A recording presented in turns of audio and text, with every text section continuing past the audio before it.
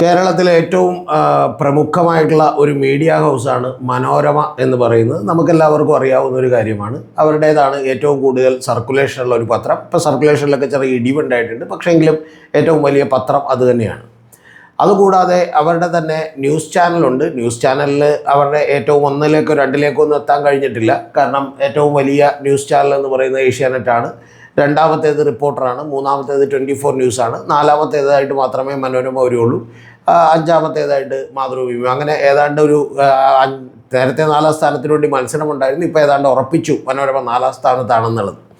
അപ്പോൾ ആ മനോരമ ന്യൂസ് ചാനലടക്കം നമ്മുടെ ഇവിടുത്തെ ചില സോഷ്യൽ മീഡിയ പ്ലാറ്റ്ഫോമുകളടക്കം ഈ CJPയുടെ സമരത്തെ പൊളിക്കാൻ വേണ്ടിയിട്ട് പുറകിൽ നിന്ന് കുത്തിയവരാണ് അവർ. കട്ടപ്പമാരല്ല. കട്ടപ്പയ്ക്ക് പിന്നെയും ഒരു ഉദ്ദേശമുണ്ടായിരുന്നു, പറഞ്ഞ വാക്കിന് വ്യവസ്ഥ ഉണ്ടായിരുന്നു. അദ്ദേഹം വളരെ വിഷമത്തോടുകൂടിയാണ് ചെയ്തതെങ്കിൽ ഇവർ വളരെ തന്ത്രപരമായി പുറകിൽ നിന്ന് കുത്തിയിട്ടുള്ളതാണ്. ആ കുത്തിയിട്ടുള്ള 2 സംഭവങ്ങൾ ഏതാനും ദിവസങ്ങൾ കഴിഞ്ഞെങ്കിൽ പോലും എനിക്ക് എൻ്റെ പ്രേക്ഷകരുടെ മുമ്പിൽ എത്തിക്കാതിരിക്കാൻ കഴിയുന്നില്ല. അപ്പോൾ അതുകൊണ്ടാണ് ഞാൻ അതിനെക്കുറിച്ച് വീഡിയോ ചെയ്യാം എന്ന് വിചാരിച്ചിരുന്നത്. അതിൽ 2 സംഭവങ്ങളെന്ന് പറയുന്നത് നിങ്ങൾക്കെല്ലാവർക്കും ഓർമ്മയുണ്ടാവും. ഒന്ന് എന്ന് പറയുന്നത് ഒരു മനോരമയുടെ ലേഖിക, അവർ ഈ മീഡിയ പ്രവർത്തകയായിട്ടുള്ള ആൾ ജന്തർ മന്ദറിൽ നിൽക്കുമ്പോൾ ഈ വയനാട്ടിലെ ഒരു യുവാവ് വന്നിട്ട് ഒരു ബൈറ്റ് കൊടുക്കുകയാണ് ചെയ്യുന്നത്.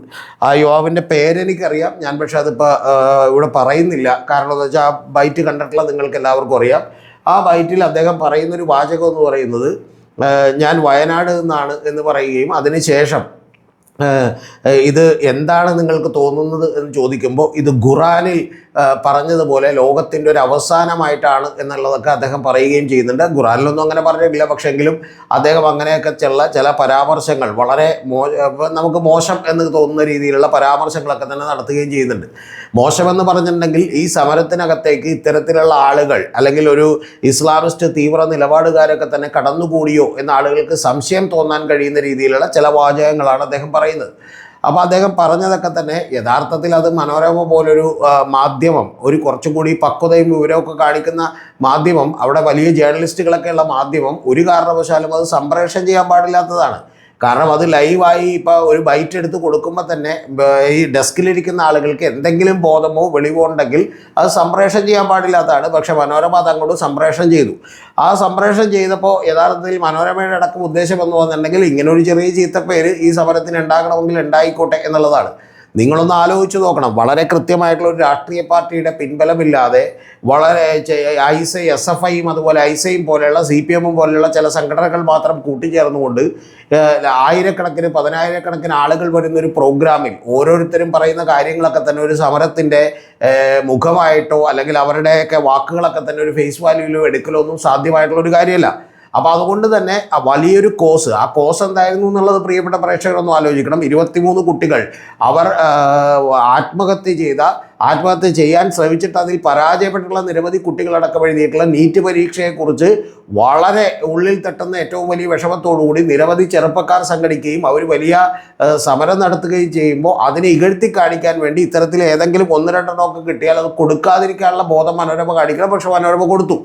ആ കൊടുത്തതിന് ശേഷം ശരിക്കും പറഞ്ഞാൽ ഇതെടുത്ത് വെച്ചുകൊണ്ട് മറുനാടൻ ഷാജനക്കടക്കം വീഡിയോ ചെയ്യുകയും അദ്ദേഹത്തിൻ്റെ ഫേസ്ബുക്കിൽ ഞാൻ നോക്കുമ്പോൾ ഇപ്പോൾ പോലും ആ വീഡിയോകൾ അവിടെ തന്നെ കിടക്കുകയും ഒക്കെ ചെയ്യുന്നുണ്ട്. യഥാർത്ഥത്തിൽ ഇതിൻ്റെ യാഥാർത്ഥ്യം എന്തായിരുന്നു എന്നുള്ളത് റിയാസ് വാൽക്കണ്ടി എന്ന് പറയുന്ന ഒരാളൊരു പോസ്റ്റ് ഇട്ടിട്ടുണ്ട്. എനിക്കത് വെരിഫൈ ചെയ്യാൻ പറ്റില്ല യാഥാർത്ഥ്യമാണോ എന്നുള്ളത്. പക്ഷെ അദ്ദേഹം ഇട്ടേക്കുന്ന പോസ്റ്റ് എന്ന് പറയുന്നത് ഈ പറയുന്ന ചെറുപ്പക്കാരൻ നേരത്തെ വയനാട് നിവാസിയാണ്. അദ്ദേഹം കോഴിക്കോട് വന്ന് ഒരു റെയിൽവേ സ്റ്റേഷനിൽ കുറച്ചു കാലം അവിടെ നിൽക്കുകയും അതിനുശേഷം അവിടെ നിന്ന് അദ്ദേഹത്തിന് വയ്യാതാവുകയും അസുഖം ബാധിച്ച് അദ്ദേഹം കോഴിക്കോട് തന്നെ ഒരു ഹോസ്പിറ്റലിൽ ചികിത്സ നേടുകയും ചെയ്ത ഒരാളാണ് മാനസിക ആരോഗ്യത്തിന്. അങ്ങനെ ചികിത്സ നേടിയിട്ടുള്ള ഒരാൾ പിന്നീട് ചികിത്സയൊക്കെ കഴിഞ്ഞ് അവിടെ നിന്ന് വീണ്ടും അദ്ദേഹം പുറത്തേക്ക് പോവുകയും പുറത്തേക്ക് പോയതിന് ശേഷം അദ്ദേഹം വിദേശത്ത് പോയി ചെറിയ ജോലികളൊക്കെ തന്നെ ചെയ്യുകയും അതിനുശേഷം അദ്ദേഹം തിരികെ വയനാട്ടിലെത്തുകയും വയനാട്ടിൽ എത്തിക്കഴിഞ്ഞതിന് ശേഷം അദ്ദേഹം വീണ്ടും കോഴിക്കോട് എത്തുകയും കോഴിക്കോട് നിന്ന് വീണ്ടും എങ്ങനെയോ ജന്തർ മന്ദർ എന്ന് പറയുന്ന ഡൽഹിയിലേക്ക് എത്തുകയും അവിടെ വെച്ച് അദ്ദേഹം ചില ഈ മാനസികാസ്വസ്ഥങ്ങളൊക്കെ തന്നെ വീണ്ടും പ്രകടിപ്പിക്കുകയും ചെയ്തതിന് ശേഷം അദ്ദേഹം കൊടുത്തിട്ടുള്ള ഒരു ബൈറ്റാണ്. ഒരാളുടെ മാനസികാരോഗ്യം എത്രത്തോളം കൃത്യമാണ് എന്ന് പോലും നോക്കാതെ അയാൾ പറയുന്ന എന്തെങ്കിലും ഇത്തരത്തിലുള്ള വാർത്താ ചാനലിലൂടെയൊക്കെ കാണിക്കുന്നത് മാധ്യമധർമ്മമാണോ എന്നുള്ളത് നിങ്ങളൊന്ന് ആലോചിക്കണം.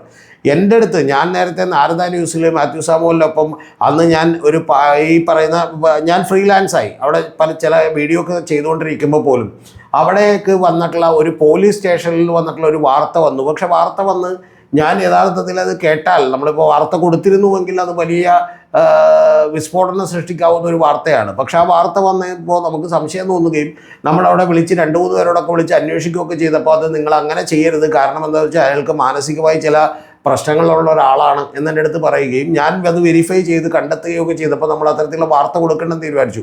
നിങ്ങൾ മനസ്സിലാക്കേണ്ടത് ഒരു ഓൺലൈൻ പോർട്ടൽ, ഒരു യൂട്യൂബ് ചാനലിൻ്റെ കാര്യമാണ്.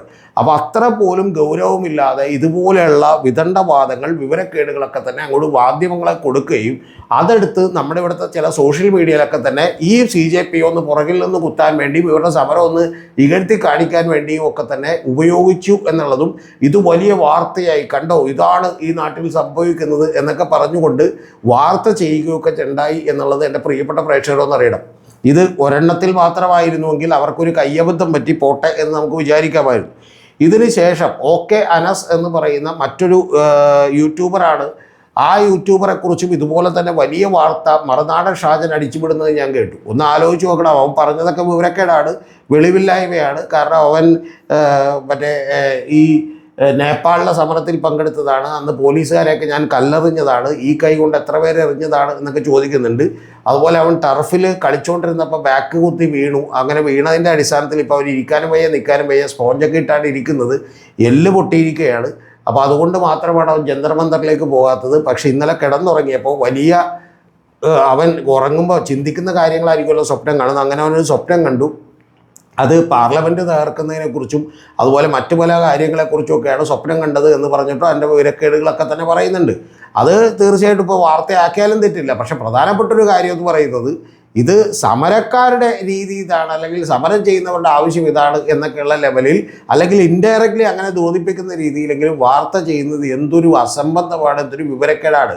ഇവിടെ അഭിജിത്ത് ദീപ്കെ എന്ന് പറയുന്ന ബോസ്റ്റൺ യൂണിവേഴ്സിറ്റിയിൽ പഠിച്ചുകൊണ്ടിരുന്ന, വേണമെങ്കിൽ സുഖമായി ജീവിക്കാനുള്ള സാഹചര്യങ്ങളൊക്കെയുള്ള ഒരു ഹരിജൻ വിദ്യാർത്ഥി, അദ്ദേഹം അവിടെ നിന്ന് വന്ന് ഇന്ത്യയിലേക്ക് എത്തുകയും ഇവിടെ സമരം ചെയ്യുകയും, സോനം വാങ്ചൂക്കിനെ പോലെ അദ്ദേഹം എൻജിനീയറാണ്, NITയിൽ നിന്ന് പഠിച്ചിറങ്ങിയ ഒരാളാണ്, ഏറ്റവും ആദ്യം വീട്ടിൽ പ്രാഥമിക വിദ്യാഭ്യാസം കിട്ടായിരുന്ന ഒരാളാണ്, പിന്നീട് 9ാം ക്ലാസ് മുതൽ പഠിച്ചു തുടങ്ങിയ ഒരാളാണ്, രമൺ മഗ്സാസ് അവാർഡ് കിട്ടിയിട്ടുള്ള ഒരാളാണ്. അപ്പോൾ ഇത്തരത്തിലുള്ള ആളുകളൊക്കെ തന്നെ വലിയൊരു പ്രക്ഷോഭത്തിന് ഇറങ്ങിത്തിരിക്കുകയും ചെയ്യുമ്പോൾ അതിൻ്റെ ശോഭ എങ്ങനെ കെടുത്താമെന്ന് ആലോചിച്ചുകൊണ്ട് ഇതിലെ പ്രധാനപ്പെട്ട കാര്യങ്ങളൊക്കെ തന്നെ വാർത്തയാകാതിരിക്കുകയും ഇതുപോലെയുള്ള ലൊട്ടിലൊടുക്ക് സംഭവങ്ങൾ തേടിപ്പിടിച്ചുകൊണ്ടൊന്ന് വാർത്തയാക്കുകയും ചെയ്തവരൊക്കെ തന്നെ ഈ സമരത്തെ പുറകിൽ നിന്ന് കുത്തിയവരാണ്. ഇത്രയും ഞാൻ പറയില്ലായിരുന്നു. പറയാൻ കാരണം എന്താണെന്ന് വെച്ചാൽ ഇപ്പം ഈ സമരം ഏതാണ്ട് ഗംഭീര സമരമായിരുന്നു, ഇവരാരും ദേശദ്രോഹികളല്ല, നമ്മളൊക്കെ വിചാരിച്ചതുപോലെ പ്രശ്നമുള്ള ആളുകളൊന്നുമല്ല എന്നൊക്കെ പറഞ്ഞ് ഷാജൻ്റെയൊക്കെ ചില വീഡിയോകൾ കണ്ട് ഞാൻ അത്ഭുതപ്പെട്ടു പോയി. എന്താണെങ്കിലും ശരി, ഇപ്പോഴെങ്കിലും മാറിയത് നന്ന്. കുറച്ച് നാൾ മുമ്പ് വരെ പറഞ്ഞിരുന്നത് ഇവർ ദേശദ്രോഹികളാണ്, ഇവരുടെ ആൻറ്റി നാഷണൽ എലിമെൻറ്റ്സ് ഉണ്ട്, ജോർജ് സോറോസിൻ്റെ ഫണ്ടുണ്ട്, ബാക്കിയുള്ളതുണ്ട് എന്നൊക്കെ പറഞ്ഞിരുന്ന ആളുകൾ ഇതൊന്നുമില്ല, ഞങ്ങൾ അവരുമായി ചർച്ച ചെയ്യുന്നു എന്നുള്ളതും രാവിലെ ഉച്ചയ്ക്കും വൈകുന്നേരവും 2 കേന്ദ്രമന്ത്രിമാർ, ഒന്ന് മുൻ BJPയുടെ അഖിലേന്ത്യാ പ്രസിഡന്റായിരുന്ന JP നഡ്ഡയും ജിതേന്ദ്ര പ്രസാദും അടക്കമുള്ള ആളുകൾ ചെന്നിരുന്ന് ചർച്ച ചെയ്യുന്നതൊക്കെ നമ്മൾ കണ്ടു.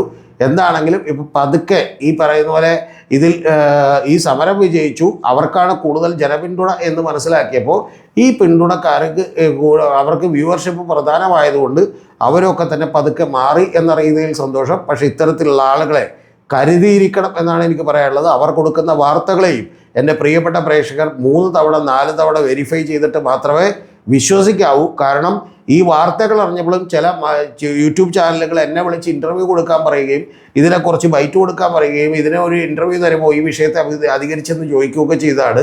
പക്ഷെ അന്ന് തന്നെ എനിക്ക് സംശയം തോന്നിയതുകൊണ്ട് ഞാൻ ഒന്നുകൂടി വെരിഫൈ ചെയ്യാൻ തീരുമാനിച്ചതുകൊണ്ട് എന്താണെങ്കിലും ആ കഴിയിലേക്ക് നമ്മൾ പെട്ടുപോയില്ല. അല്ലെങ്കിൽ നിങ്ങളെപ്പോലെയുള്ള സാധാരണക്കാരായിട്ടുള്ള പ്രേക്ഷകരൊക്കെ തന്നെ ഇത് കേൾക്കുമ്പോൾ ഇതെന്തൊരു മോശമാണ് എന്ന് പറയുന്ന തോന്നലുണ്ടാവും.